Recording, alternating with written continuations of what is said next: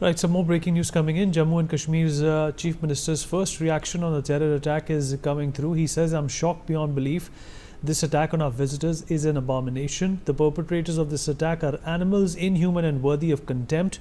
No words of condemnation are enough. I send my sympathies to the families of the deceased. I've spoken to my colleague and she has moved to the hospital to oversee arrangements for the injured. I'll be flying back to Srinagar immediately.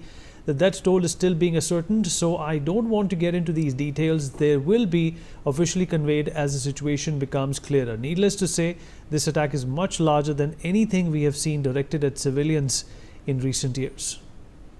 Ajay, my colleague, is also with us.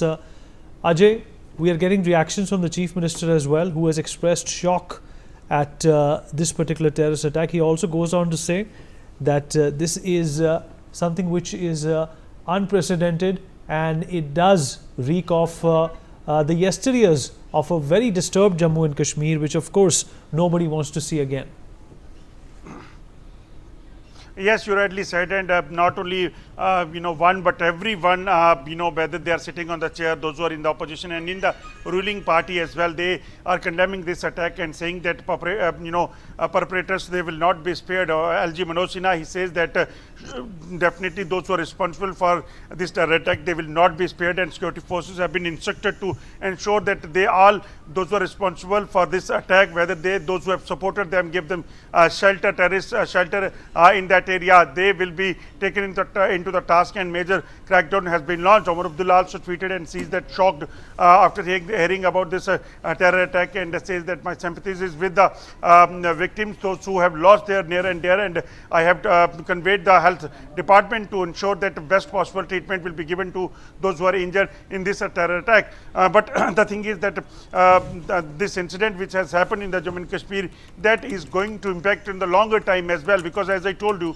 that tourists, those who are continuously coming to Jammu and Kashmir, those who have booked their hotels, those who have planned their journey to the Jammu and Kashmir during this summer season, they are definitely going to think that how feasible things are in the Jammu and Kashmir, and that's why it is going to impact, because last year we have seen that more than 2.4 crore people have visited Jammu and Kashmir for their during the tourist season in 2024. But what is going to happen this year, when we were expecting that this record is going to be broken by the tourists themselves by coming to the Jammu and Kashmir.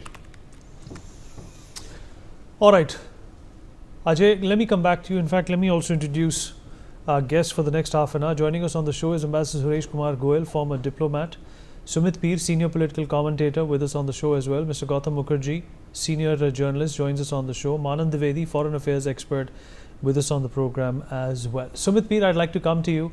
Sumit, how shocked are you seeing this terror attack? And this is obviously pretty much in sync with the way Pakistan operates, doesn't it? Whenever there is a highlight related to India, be it the visit of J.D. Vance or the Prime Minister in Saudi Arabia, Pakistan needs to deflect these important scenarios with their own sinister plots, and that's exactly what's happened.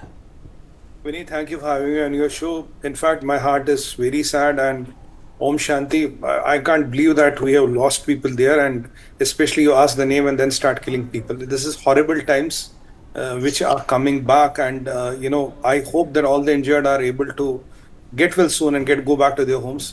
Vinny, look, this all started when Asim Munir literally gave the dog whistle. He said that no, we have problem with Hindus.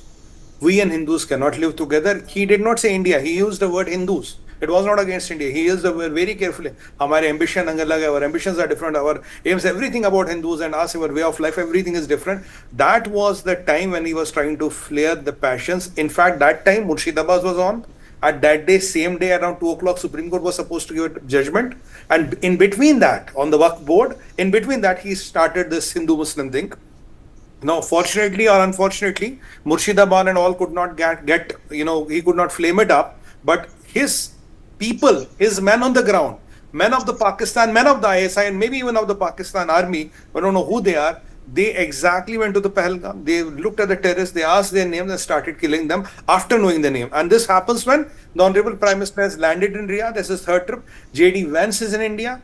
And they exactly want to send this message that India is not peaceful, Kashmir is not over, Kashmir is still burning, there's a problem in Kashmir because Vance is here, Modi ji in Saudi, and they cannot fathom this thought. How is Modi ji going to Saudi? And you know what did Saudi did yesterday? Before Modi was supposed to land there, they deported 4,700 Pakistani beggars. Because it's not because of begging, because Pakistan has how much? 2.2 crore beggars around whole world. They deported them thinking there was some security threat, there was some security risk when Prime Minister was there. Besides begging, these people also do the narcotics trade.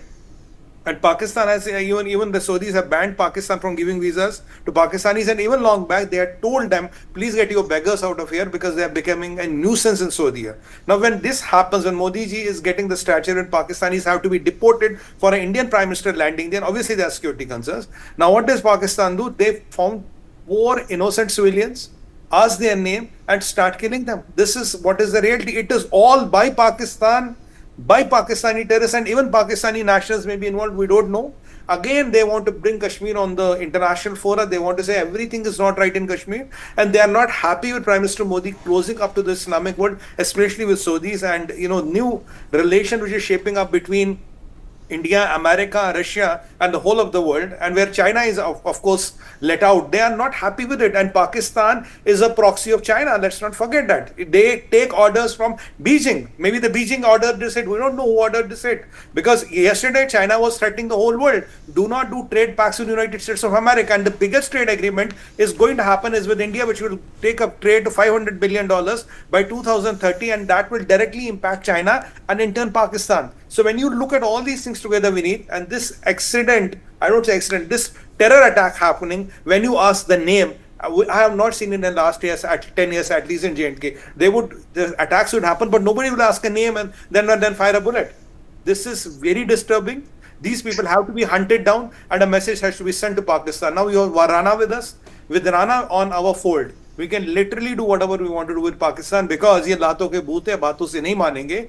Munir is directly coming up and trying to flare up the passions in India. He's trying to, in his efforts, he's trying to flare up that Muslim sentiment of India and to make sure that there's a lot of trouble in India. But we have to hit them where it hurts them most, Vineet, and that is Pakistani army, Pakistani establishment, because these terrorists are disposable jihadis. They're nothing more than that. But where are the perpetrators of the real crime? They are in Rawalpindi, they are in Pakistan, and if we have to really hit them, we have to hit them here where it hurts them.